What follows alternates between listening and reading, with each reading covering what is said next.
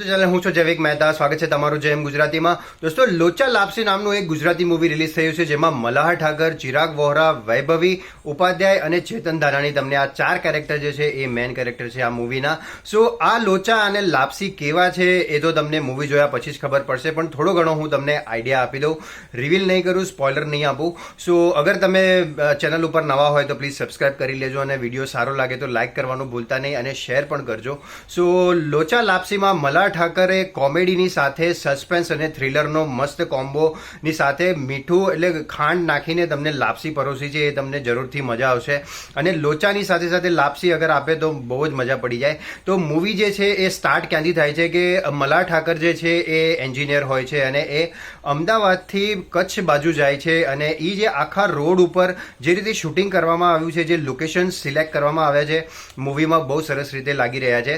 સો એનું ગાડીનું પંચર જે છે એ એક જગ્યાએ એની ગાડીમાં પંચર પડી જાય છે, અને પછી એ લિફ્ટ લે છે.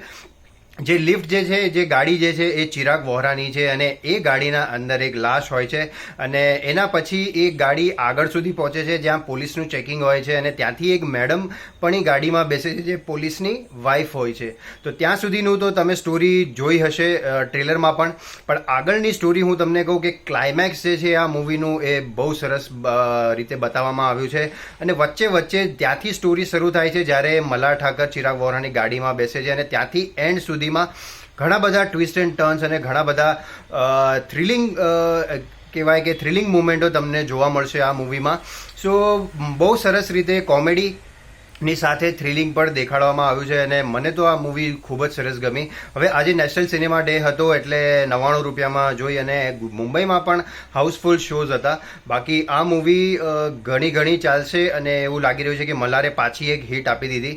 સો તમે લોકોએ લોચા લાપસી જોઈ છે તો જણાવો કે તમને કેવી લાગી આ લોચા ને લાપસી.